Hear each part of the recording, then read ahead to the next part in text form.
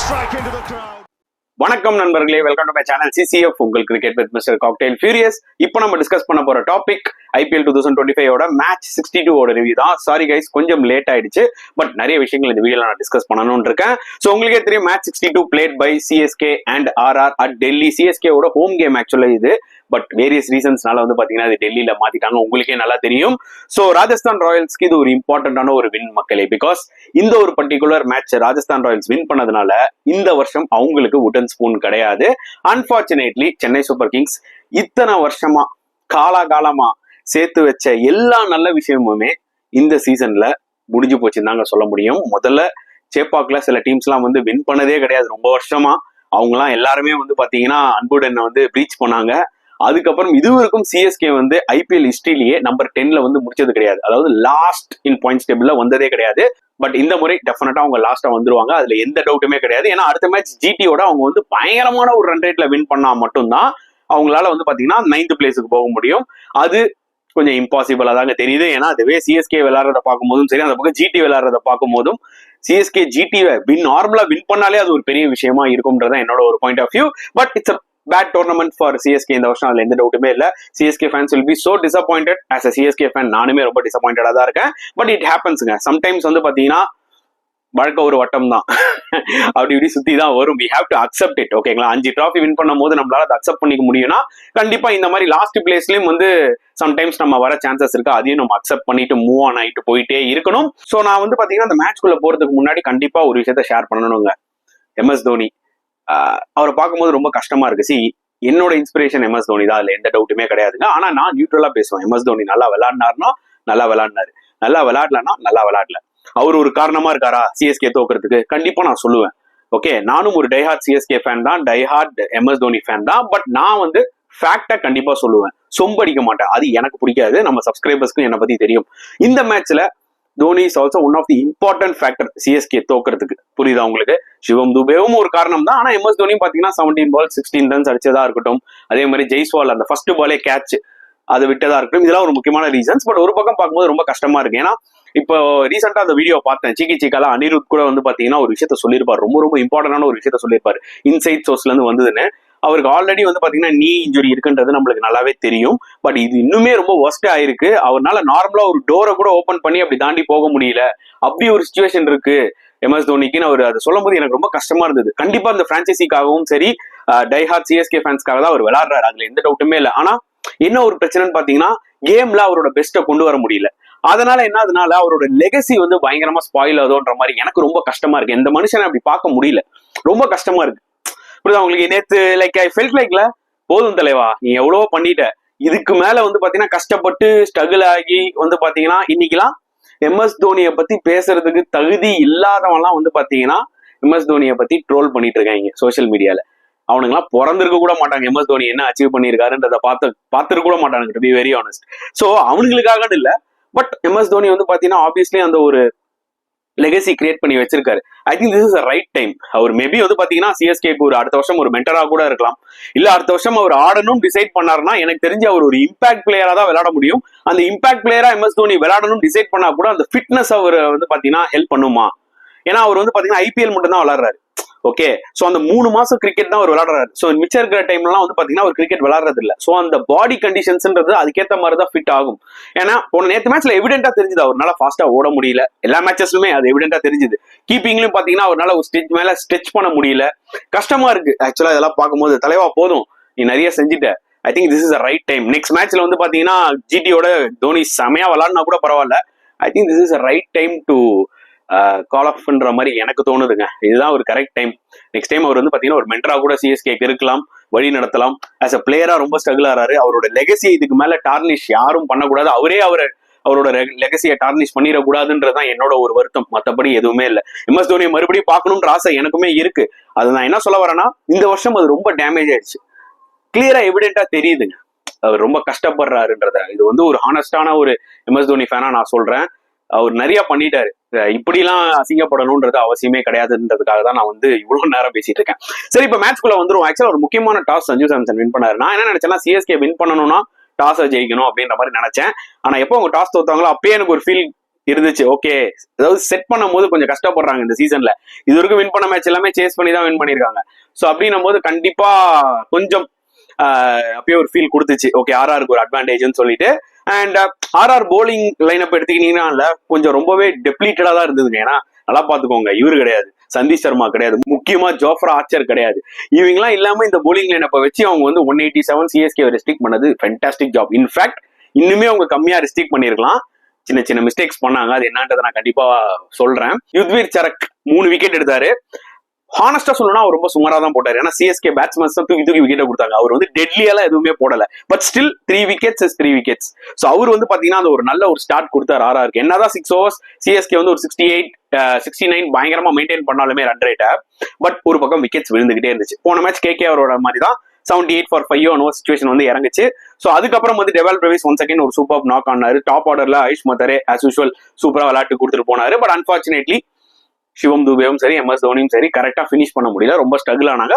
நம்மளுக்கு காரணம் இருக்கு. இது எல்லா டைமும் நம்ம இதை சொல்லிக்கிட்டே இருக்கோம் வீடியோல. அதாவது அவங்க ஃபீட்டை மூவ் பண்ண மாட்டாங்க, நின்ன இடத்துல இருந்து ஆடுவாங்க, வேற வெரைட்டி ஆஃப் ஷாட்ஸ் அவங்களுக்கு கிடையாது. போலர்ஸ்க்கு ரொம்ப ஈஸி, ஒரே ஒரு பிளானை வச்சுட்டு அதுல போட்டுக்கிட்டே இருக்கலாம். ஏன்னா அவங்க வேற எதுவும் டிஃப்ரெண்டா ட்ரை பண்ண மாட்டாங்க. இதெல்லாம் என் வீடியோல நான் பல தடவை சொல்லிட்டேன். நிறைய வீடியோஸ்ல நம்ம நிறைய ரிவ்யூஸ்லயும் பாத்துறோம், நிறைய பேர் சொல்லிட்டாங்க.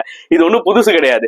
சோ நான் வந்து பாத்தீங்கன்னா லைக் அந்த 187ல என்ன ஒரே ஒரு கிரெடிட் சிஎஸ்கே கொடுப்பேன்னா, அந்த 75 78க்கு 5 விக்கெட் விட்டாங்களா, அதுல இருந்து அவங்க 187 ரெக்கவர் பண்ணது பெரிய விஷயம். சோ அது வேணா ஒரு கிரெடிட் கொடுப்பேன்.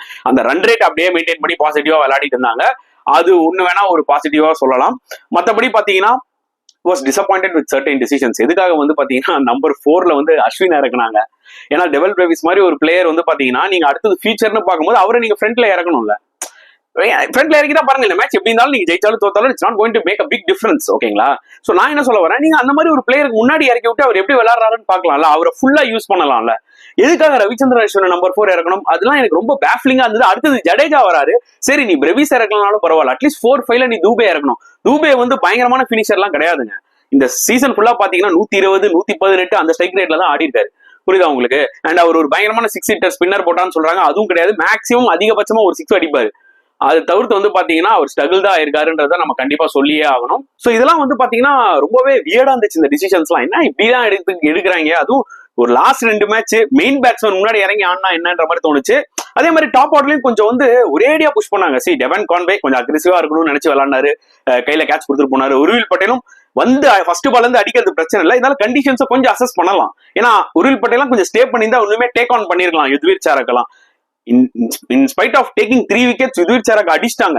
அந்த 3 விக்கெட்ஸ்ல 2 விக்கெட் விடாம ஒண்ணுமே அவரை பயங்கரமா அடிச்சிருக்கலாம்னு நான் சொல்லுவேன். ஏன்னா ஒண்ணுமே இல்லைங்க போலிங். ராஜஸ்தான் ராயல்ஸ் தொடர்ந்து 4 ஓவர் யுத்வீர் சாரக் போடுறாரு. ஐ திங்க் 3 ஓவர் போட்டு அதுக்கப்புறம் 4வது ஓவரும் வந்து 10 ஓவருக்குள்ள போட்டுட்டாரு. துஷார் தேஷ்பாண்டே 2 ஓவர் போட்டுட்டாரு. அவங்க வந்து பாத்தீங்கன்னா லேக் ஆஃப் போலர்ஸ், அசரங்கா மட்டும் தான் இருக்காரு. ஒரு பக்கம் வந்து லாஸ்ட் ஆகாஷ் மதுவால் போடுறாரு. சோ ஈஸியா இந்த டீம் வந்து பாத்தீங்கன்னா அடிச்சு நொறுக்கி இருக்கலாம் ஒரு 240. பட் சிஎஸ்கேன்றதுனால வந்து பாத்தீங்கன்னா ஆர்ஆர் ஜஸ்ட் காட் அவேன்றதை நான் கண்டிப்பா சொல்லுவேன். புரியுதா உங்களுக்கு? சோ பேட்டிங்ல சிஎஸ்கே பேட்டிங்ல பிளஸ் எடுத்துக்கிட்டா ஆயுஷ் மத்தாரே, டெவல் பிரவிஸ் ஒன்ஸ் அகைன் அவங்க 2 பேர் தான் லாஸ்ட் 3 மேட்ச் அடிச்சிட்டு இருக்காங்க. இவங்க 2 பேர் அடிக்கலன்னா சிஎஸ்கே ஓட நிலைமை எப்படி இருந்தது?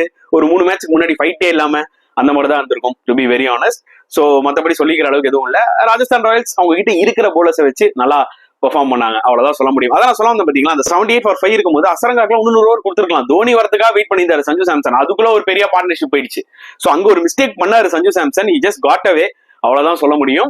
அண்ட் சேசிங்ல வந்து பாத்தீங்கன்னா நான் எக்ஸ்பெக்ட் பண்ணாங்க இது 16 or 17 ஓவர்ஸ்ல முடிஞ்சிரும்ன்றத என்னால அது ப்ரெடிக்ட் பண்ண முடிஞ்சது. ஏன்னா சிஎஸ்கே போலிங்லயுமே பிரச்சனைகள் இருக்கு. ஓகேங்களா? ஏன்னா கலீல் அஹ்மத் ஃபர்ஸ்ட் ஓவர் நல்லா போடுவாரு, அதுக்கப்புறம் இந்த வெளியில out side of stump with கொடுத்து இது மேட்ச் டு மேட்ச் நடக்குது. எனக்கே ஆச்சரியமா இருக்கு.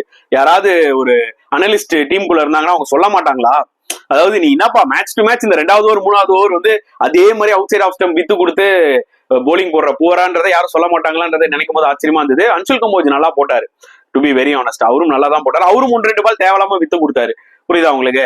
அதுக்கப்புறம் அஸ்வினா இருக்கட்டும், ஜடேஜாவா இருக்கட்டும், அவங்க எல்லாருமே வந்து like they bowled very poorly, to be very honest. ஏன்னா left arm spinners left hand பேட்ஸ்மேனுக்கு போட முடியாது அப்படின்னு ஸ்டபனா நிக்கிற சில டீம்ஸ்ல சிஎஸ்கே ஒண்ணு.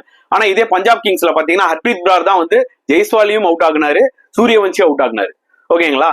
அவங்களால அதை பண்ண முடியல. சோ கண்டிப்பா இந்த ஸ்கோர் அவங்களால டிஃபெண்ட் பண்ண முடியாதுன்றது தெரியும். பத்திரானாலாம் 4 மேட்சுக்கு ஒரு மேட்ச் பெர்ஃபார்ம் பண்ணுவாரு, அவ்வளவுதான் நான் சொல்ல முடியாது. அதுக்கு மேல சொல்றதுக்கு வேற எதுவுமே கிடையாது கைஸ். 100 was so disappointing. ஏன்னா ஸ்லிப் வச்சு போட சொல்றாரு MS Dhoni. Okay, right hand batsman ஆடும் போது தூக்கி லெக் ஸ்டம்ப்ல போடுறாரு. லெஃப்ட் ஹேண்ட் பேட்ஸ்மேன் ஆடும்போது தூக்கி லெக் ஸ்டெம்ப்ல வெளில போடுறாரு. அது என்ன லைனே தெரியல. சிஎஸ்கே போலிங்கும் எடுத்தீங்கன்னா ஸ்டெம்ப் டு ஸ்டெம்ப் போடும் போதெல்லாம் கொஞ்சம் ஸ்ட்ரகிள் ஆயிருக்காங்க ஆர்ஆர். ஆனா வெளியில வித்து கொடுத்து ஈஸி ஸ்கோரிங் ரன்ஸ் ஆக்சுவலா கொடுத்தாங்கன்றத நான் கண்டிப்பா சொல்லியே ஆகணும். இன்னொரு பக்கம் ராஜஸ்தான் ராயல்ஸ்ல சூரியவன்சியை பார்க்கும்போது ரொம்ப பெருமையா இருக்கு. 14 வயசுல இந்த பையன் கன்சிஸ்டன்சி காமிக்கிறான். அது மட்டும் இல்லாமல் இந்த மேட்ச்ல கொஞ்சம் மெச்சூர்டா விளாட்னா. சும்மா எல்லா பாலும் சுத்துறது கிடையாது. கவர் டிரைவ்ல 4 கொஞ்சம் டைம் எடுத்துட்டு விளாட்னா. ஏன்னா இனிஷியலா ஜெய்ஸ்வால் செம ஸ்டார்ட் கொடுத்துட்டு போயிட்டாரு. சோ சூரியவன்சியோட அந்த ஒரு மெச்சூரிட்டியை பார்க்கும்போது எனக்கு ரொம்ப ஹாப்பியா இருந்தது. இவன் கிரிக்கெட்டை நிறைய கத்துக்கிறான். நான் சொன்ன பாத்தீங்கன்னா நடுவில் அந்த failures will obviously will help him. நிறைய லேர்ன் பண்ணிருப்பான். சோ கண்டிப்பா ஒரு ஃபியூச்சர் டேலண்ட் அதுல எந்த டவுட்டுமே இல்ல. நான் கேரிடேவே வாங்க மாட்டாங்க. உடனே இந்தியன் டீம்ல போடு, வேர்ல்டு கப் டீம்ல போடுலாம். அவனுக்குன்னு ஒரு டைம் வரும். ஆல்ரெடி இந்தியாவில் நிறைய டேலண்டட் பிளேயர்ஸ் இருக்காங்க. அவனுக்கு 14 வயசு தான் ஆகுது. இந்த வருஷம் அவன் நல்லா விளையாடலாம். அடுத்த வருஷம் கண்டிப்பா ஆப்போனன்ட்ஸ் எல்லாமே அவனுக்கு ஒரு ஸ்ட்ராட்டஜியோட வருவாங்க. அதை எப்படி கவுண்டர் பண்றான்னு பார்க்கணும். அதுக்கப்புறமா தான் இந்தியன் டீமுக்குள்ள எடுத்துட்டு வரலாமான்னு பார்க்கணும். அவனை ஃபாஸ்ட் ட்ராக்லாம் நீங்க உடனே அப்படியே என்ன சொல்றது T20 வேர்ல்ட் கப் ஃபாஸ்ட் ட்ராக்லாம் பண்ணிட முடியாது. அவன் கெரியரே டேமேஜ் ஆனாலும் ஆகலாம். புரியுதா உங்களுக்கு? ஏன்னா அதுக்கு முன்னாடி அவன் இன்டர்நேஷனல் மேட்சஸ் ஆடணும், எல்லாமே பண்ணணும். ஜஸ்ட் ஷார்ட் டைம் தான் இருக்கு 2026 வேர்ல்ட் கப்க்கு. ஆல்ரெடி ஒரு ரோட் மேப் போட்டு வச்சிருப்பாங்க இந்த பிளேயர்ஸ்க்குன்னு. ஸோ ஜெய்ஸ்வால் ஒரு பக்கம் வந்து பாத்தீங்கன்னா லைக் சாய் சுதர்ஷன், சுப்மன் கில் இவங்க எல்லாருமே லைன் அப்ல இருக்காங்க. அப்படின்னும் போது Vaibhav Suryavanshi time will come. நம்ம வந்து கேரிடே ஆகி ஒரு ஆர்வக்குள்ளார்ல டப்புன்னு அவனை தூக்கி போடுறா வேர்ல்டு கப்ல அப்படின்னு சொல்லிட முடியாது. உங்களுக்கு புரியும் நினைக்கிறேன் நான் சொல்ல வருது. ஸோ அவன் ஒரு சூப்பர் நாக் விளாட்னா. அதுக்கப்புறம் Sanju Samson was getting into his form. அவரும் நல்லா விளையாட்டு இருந்தார். தேவையில்லாம தூக்கி அடிச்சு எதுக்கு அவுட் ஆனாரு தெரியல. ஜூரலோட அந்த 12 balls 31 ஸ்பார்க்லிங்கா இருந்ததுங்க. அதாவது இவ்வளவு மேட்ச் அவர் இனிஷியலா கொஞ்சம் டைம் எடுத்துக்கிட்டாரு. நானே கிரிட்டிசைஸ் பண்ணினேன். இந்த மேட்ச்ல அவர் என்ன பண்ணாருன்னா கடைசி வரைக்கும் கேம் எடுத்துட்டு போவானா ஸ்டார்டிங்ல இருந்தே நான் அடிக்கிறேன்னு சொல்லி ஒரு தரமான ஒரு கேமியோ ஆனாரு. ஹேட் மேரும் வந்து ஒரு 6 1 அடிச்சாரு. அவுட் ஆஃப் ஃபார்ம் பிளேயர்ஸ் ஜென்ரலா சிஎஸ்கேவோட பெர்ஃபார்ம் பண்ணுவாங்க நம்மளுக்கு தெரியும். So credit to Rajasthan Royals. ஏன்னா சிஎஸ்கேவோட எப்படி வின் பண்ணணும்ன்றது அவங்களுக்கு இந்த சீசன்ல அவங்களுக்கு தெரிஞ்சிருக்கு. ஏன்னா ரெண்டு மேட்சுமே ஆடி வின் பண்ணிட்டாங்க. அதே மாதிரி அவங்களோட ஃபீல்டிங்கும் பாத்தீங்கன்னா இந்த சீரீஸ்ல ரொம்ப புவரா இருந்திருக்கு. அவங்க நல்லா பண்ண ஃபீல்டிங் வந்து பாத்தீங்கன்னா 2 மேட்ச்ல தான். அது 2 மேட்சுமே அகைன்ஸ்ட் சிஎஸ்கே. சோ அதுக்கும் வந்து பாத்தீங்கன்னா நம்ம ராஜஸ்தான் ராயல்ஸ்க்கு கிரெடிட் கொடுக்கலாம். அதாங்க நான் சொன்ன மாதிரி சிஎஸ்கேக்கு இது வந்து ஒரு ஃபர்கட்டபிள் டோர்னமெண்ட், எந்த டவுட்டுமே இல்ல. சில பாசிட்டிவ்ஸ் கண்டிப்பா இருக்கு. மினி ஆக்ஷன்லயும் சில பிளேயர்ஸ் எல்லாம் அவங்க ரிலீஸ் பண்ணணும். அதெல்லாம் பத்தி நம்ம தனியா ஒரு வீடியோ போடுவோம். அதெல்லாம் பண்ணாதான் உங்களால திருப்பி ரீக்ரூப் பண்ண முடியும் அடுத்த வருஷம். இல்லைன்னா திருப்பியும் உடன் ஸ்பூன் தான் வாங்கணும்ன்றது என்னோட ஒரு கருத்து. ராஜஸ்தான் ராயல்ஸ் என்னதான் இப்ப சிஎஸ்கே அவங்க அடிச்சாலுமே 9th பொசிஷன்ல நின்னாலுமே அவங்களுக்கும் நிறைய கவலைகள்லாம் இருக்கு. சில ரீப்ளேஸ்மெண்ட்ஸ் எல்லாம் எடுத்திருக்காங்க. ஓகே, பிரிட்டோரியஸ் எல்லாம் எடுத்து ரெட்டி பிரிட்டோரியஸ் எடுத்திருக்காங்க. அதுக்கப்புறமா நாண்ட்ரே பர்கர் எல்லாம் எடுத்திருக்காங்க. பட் எப்படி அடுத்த வருஷம் வந்து அவங்களுக்கு ஷேப் ஆவாங்க, சில பிளேயர்ஸ் எல்லாம் ஆக்ஷன்ல விட்டுட்டு எடுப்பாங்களான்றதெல்லாம் நம்ம வெயிட் பண்ணி பார்க்கணும். மோஸ்டா சிஎஸ்கே ராஜஸ்தான் ராயல்ஸ் தான் வந்து பாத்தீங்கன்னா அடுத்த மினி ஆக்ஷன்ல அதிகமா கான்சென்ட்ரேட் பண்ணுவாங்க. ஏன்னா they only had very very bad டோர்னமெண்ட்ன்றதை நான் கண்டிப்பா சொல்லுவேன். எல்எஸ்டி கூட ஹேட் வெரி பேட் டோர்னமெண்ட் தான், எஸ்ஆர்எச் கூட. பட் அட்லீஸ்ட் எஸ்ஆர்எச் கிட்ட ஆல்ரெடி மேட்ச் வின்னர்ஸ் இருக்காங்க. They can regroup themself. பயங்கரமான ஒரு சேஞ்ச் வேணும். மேபி ஏதாவது ஒரு பிளேயர் எக்ஸ்ட்ரா வேணா எடுக்கலாம். பட் சிஎஸ்கே ஆர்ஆர் அப்படி கிடையாது. டெஃபினெட்லி நீட் சம் என்ன சொல்றது ஒரு குவாலிட்டி தேவைப்படுது. ஒரு 2-3 பிளேயர்ஸாவது அவங்க வந்து பாத்தீங்கன்னா கண்டிப்பா எடுக்கணும். சில பிளேயர்லாம் ஆக்ஷன்ல விட்டாதான் அவங்களுக்கு வந்து பெட்டரா அமையும் அடுத்த வருஷம். வெயிட் பண்ணி பார்க்கலாம் என்ன பண்ண போறாங்கன்னு சொல்லிட்டு. ஓகே கைஸ், உங்களோட கருத்துக்களை மறக்காம கமெண்ட் செக்ஷன்ல போடுங்க. இந்த வீடியோ பிடிச்சிருந்தா லைக் பண்ணுங்க, ஷேர் பண்ணுங்க, முடிஞ்சா சப்ஸ்கிரைப் பண்ணுங்க. ஸோ நெக்ஸ்ட் வீடியோல பார்க்கலாம் ஃப்ரெண்ட்ஸ். அன்டில் தென் பாய்.